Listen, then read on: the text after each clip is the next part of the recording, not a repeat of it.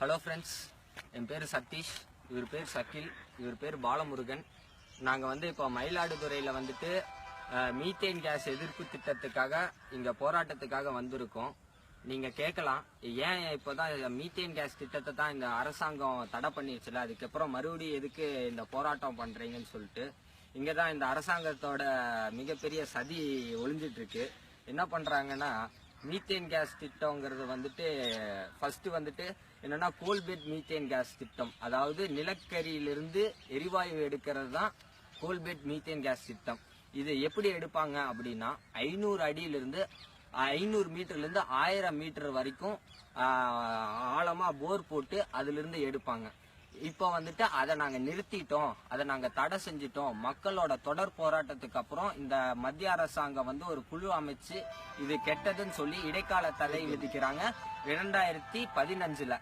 அதுக்கு முன்னாடி 2010 great India eastern கம்பெனின்னு சொல்லி ஒரு கம்பெனி இந்த திட்டத்தை கொண்டாந்து மத்திய அரசாங்கத்திட்ட வச்சு, மத்திய அரசாங்கம் அப்பத்துல இருந்த காங்கிரஸ் அரசாங்கம் ஒப்புதல் அளிச்சு, அதுக்கப்புறம் தமிழ்நாடு அரசாங்கம் அப்போ ஆட்சியில இருந்த டிஎம்கே அரசாங்கம் ஒப்புதல் அளிச்சு இந்த திட்டத்தை கொண்டாடுறாங்க. அப்புறம் இப்போ அந்த திட்டத்தை நாங்க கைவிட்டுட்டோம்னு சொல்லிட்டு இப்போ ஷேல் கேஸ்ன்னு சொல்றாங்க. ஷேல் கேஸ்ங்கிறதும் அதே தான். ஷேல் கேஸ்ங்கிறது என்னன்னா, இத 500 மீட்டர்ல இருந்து 1000 மீட்டர் வரைக்கும் போடுறது தாண்டி இப்போ 10,000 அடி வரைக்கும் உள்ள தோண்டி 3000 மீட்டர், அதாவது 10,000 அடிங்கிறது 3000 மீட்டர் வரைக்கும் போர் போட்டு அதுக்குள்ள ஹைட்ராலிக் பிராக்சர்னு சொல்லுவாங்க. ஹைட்ராலிக் பிராக்சர்ங்கிறது எப்படின்னா, ஒரு 634 வகையான கெமிக்கல்ஸ் அதை இந்த போர் நீங்க பாத்துட்டு இருக்கிறது எதுனா, இந்த மீத்தேன் கேஸ் திட்டம் எடுக்கக்கூடிய ஒரு போர். இது இப்போ 10,000 அடி தோண்டப்பட்டிருக்குது.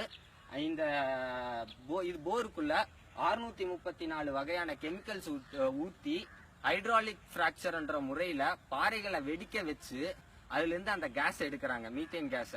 அந்த மீத்தேன் கேஸை எடுத்து அந்த மீத்தேன் கேஸை மட்டும் கலெக்ட் பண்ணிக்கிறாங்க. அது கூட இன்னொரு கேஸும் சேர்ந்து வருது, அது பேர் பென்சைன். அந்த கேஸ் வெளியில காத்துல பரவுச்சுன்னா இதனால இங்க இருக்கிற மக்களுக்கு என்ன ஆகும்னா, ஸ்கின் கேன்சர் வர்றதுக்கான வாய்ப்புகள் ரொம்ப அதிகமா இருக்கு. இப்போ இந்த ஹைட்ராலிக் பிராக்சர் மூலியமா இந்த கேஸ் எடுக்கிறதுனால என்ன ஆகுதுன்னா, இங்க நிலத்தடி நீர் மட்டம் ரொம்ப குறைஞ்சிரும், அடியில போயிரும். அது மட்டும் இல்லாம இந்த காவேரி படுக்கையே ஒரு மிகப்பெரிய பாலைவனமா மாறதுக்கான எல்லா சாத்தியக்கூறுகளும் இந்த மீத்தேன் கேஸ் எடுக்கிறதுனால இருக்கு. இதனால நெற்களஞ்சியமான தஞ்சாவூர், திருவாரூர், நாகப்பட்டினம் இந்த 3 டிஸ்ட்ரிக்ட்லயும் விவசாயம் முழுசா அழிக்கப்படும். இங்க இருக்கிற விவசாயிகள் இங்க விவசாயம் பண்ண முடியாம பொழப்பு தேடி வெளி மாநிலங்களுக்கு போகக்கூடிய அபாயம் அதிகம். நாம வேற நாடுகளையும் வேற நாட்டையும் விவசாயத்துக்காக சாப்பாட்டுக்காக கையேந்தி நிக்கிற காலம் வெகு தூரத்துல இல்ல. இப்ப இந்த திட்டத்தை நம்ம நடத்த விட்டுட்டோம் அப்படின்னா நம்மளோட அழிவு மிக பக்கத்துல இருக்கு. அது மட்டும் இல்ல, இப்போ இந்த திட்டத்தினால பாதிக்கப்பட்ட ஒருத்தர் இன்னும் சொல்றப்போ உங்களுக்கு இதனோட வீரியம் இன்னும் நல்லா புரியும். ஏன்னா இவர் பேர் பாலமுருகன். இவர் இது இந்த திட்டத்தினால நிறைய பாதிக்கப்பட்டிருக்காரு. இவர் இந்த ஊர் பிரஜை. இவர் இதுக்காக நிறைய போராடிட்டு இருக்காரு. நான் இன்னைக்கு வந்தவன். இதுக்கு முன்னாடி 6 வருஷமா இந்த போராட்டத்தை நடத்திட்டு இருக்கிறாங்க. இவர் இதனால நடந்த பிரச்சனைகள், இதனால நடந்த வீரியங்கள், இத பத்தி இவர் சொல்ல போறாரு. ஆனா நீங்க சொல்லுங்கன்னா, இப்போ இந்த திட்டம் இங்க போடுறதுனால என்னென்ன பிரச்சனைகள் வரும்? திட்டத்தை அமுல்படுத்துறதுல நம்ம நின்றுட்டு இருக்க இடம் ஒருங்கிணைந்த தஞ்சை, அதை காவிரி டெல்டா பகுதின்னு சொல்லுவோம். காவிரி டெல்டா பகுதிங்கிறது தஞ்சாவூர், திருவாரூர், நாகப்பட்டினம். நீ நின்றுகிட்டு இருக்கிறது நம்ம பார்த்துட்டு இருக்க இடம் நாகப்பட்டினம் மாவட்டம். அதில் மயிலாடுதுறையில் தான் நம்ம நின்றுகிட்டு இருக்கோம். நாங்கள் சின்ன பிள்ளையில இந்த திட்டம் வர்றதுக்கு முன்னாடி நாங்கள்லாம் ஒரு 18 ஆண்டுகளுக்கு முன்னாடி இது வந்துச்சு. நாங்கள் அப்போல்லாம் சின்ன பிள்ளைங்க, இதோட வீரியம் நமக்கு தெரியாது. காலப்போக்கில் ஒரு சமீப காலமாக தான், 1 வருஷத்துக்கு 1.5 வருஷத்துக்கு முன்னாடி தான் இந்த திட்டத்தை பற்றி நமக்கு தெளிவான சிந்தனையை பேராசிரியர் ஜெயராமன் தான் இதை எங்கள்கிட்ட விழிப்புணர்வு ஏற்படுத்துகிறாங்க ஊரில். அதுக்கப்புறம் தான் தெரிஞ்சது, வெளிநாடுகள்லாம் பார்த்தீங்கன்னாக்கா இந்த திட்டத்தை அமுல்படுத்துறதுக்குனாக்கா 60 கிலோமீட்டருக்கு அப்பால் மக்கள், மனிதர்கள், விலங்குகள் வசிக்கக்கூடிய இடங்கள்ல இருந்து 60 கிலோமீட்டருக்கு அப்பால் உள்ள இடங்கள்ல தான் இந்த திட்டத்தை அமல்படுத்தணுங்கிறத ஒரு விதிமுறை வச்சிருக்காங்க.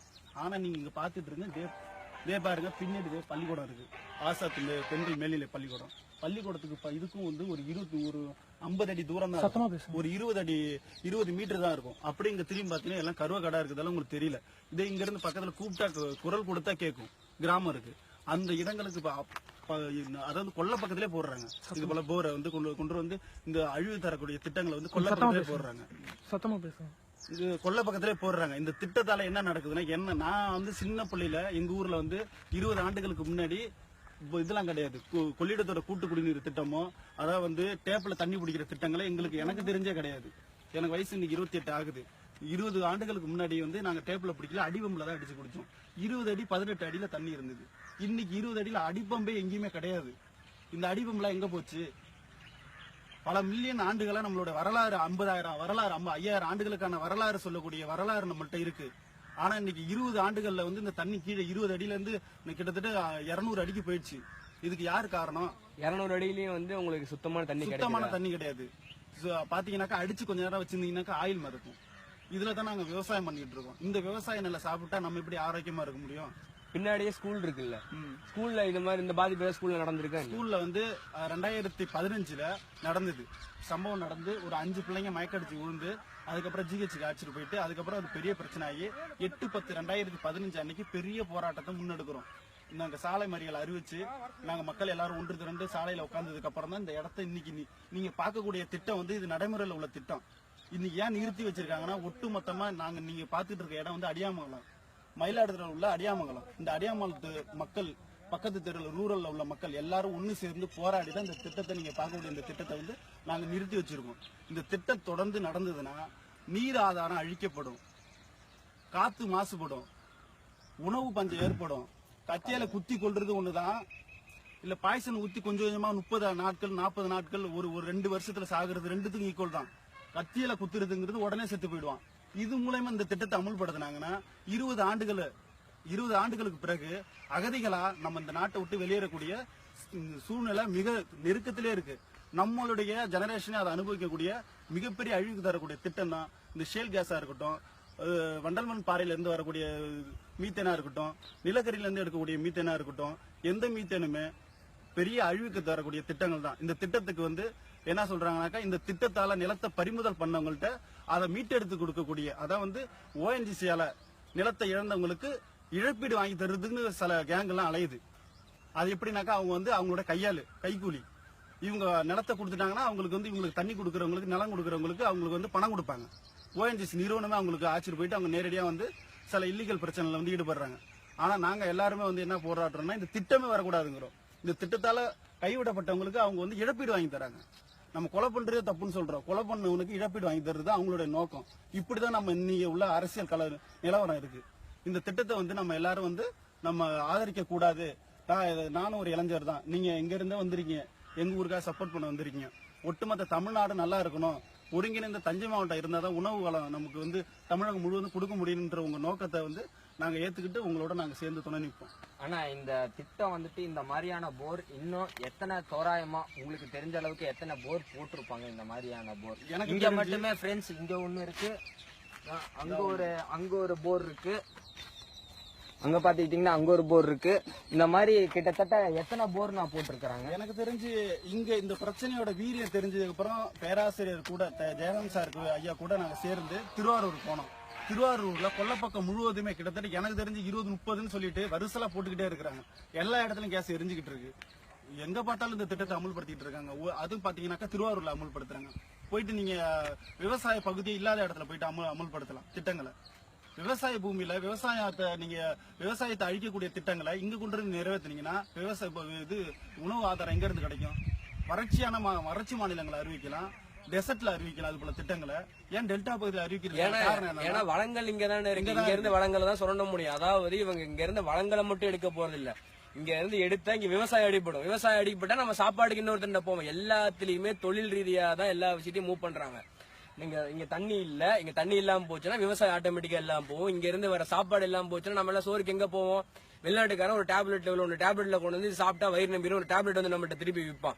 கடைசிக்கு அந்த நிலைமைக்கு தான் போவோம். இதனால வரைக்கும் நம்ம கண்டுக்காமையே போயிட்டோம். எல்லா விஷயத்தையும் இனிமேலே நம்ம கண்டுக்காம இருக்க முடியாது.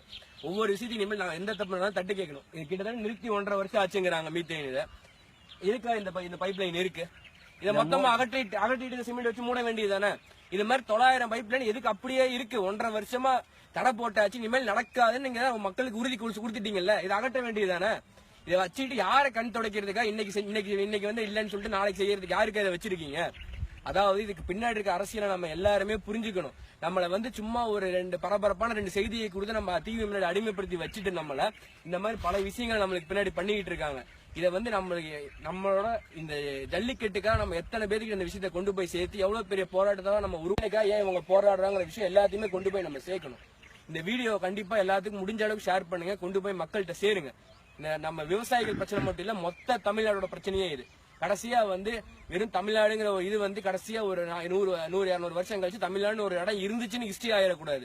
எப்பயுமே தமிழங்கிறது வரலாறுல இருக்கிற மாதிரி தமிழ்நாடும் எப்பயுமே இருக்கணும். தமிழ்நாடு வரலாறுல பேர்ல மட்டுமே ஆக்கிடுவாங்க, கடைசி வரைக்கும் நம்ம கேட்காமயே போனோம்.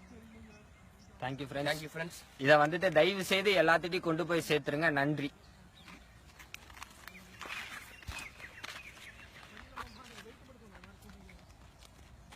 லைட்டா வந்துட்டு இருந்துச்சு, நிறைய பேர் கமெண்ட் போட்டுக்கிட்டே இருக்கானுங்க.